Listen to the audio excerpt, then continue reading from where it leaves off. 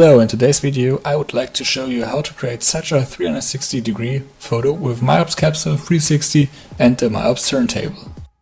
For this we need a cell phone, the mobile dongle, the camera connection cable, Capsule360 and of course the turntable.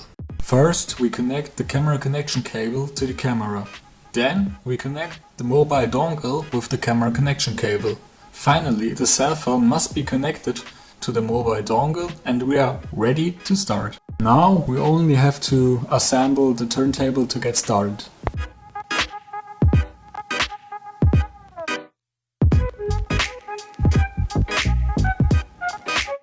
Let's open the Capsule360 app and connect us to the Capsule360.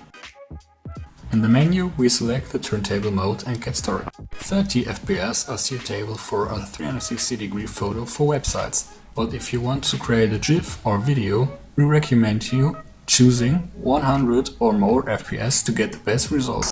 If your camera has a fast autofocus, you can leave the interval at 1. However, if your camera has a slow autofocus, we recommend setting the interval to 3 or 4 seconds so that you can trigger it yourself if the camera does not trigger. In the mode settings you can choose between automatic, manual or smartphone.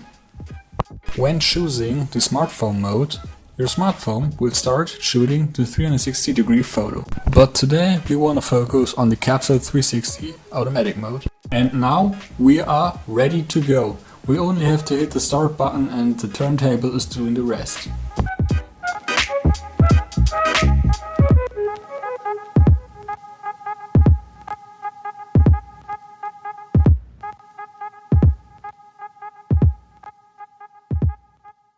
For better autofocusing, you should definitely change the impulse of your Capsule360. If you want to create a nice reflection, you should use a polarizing filter.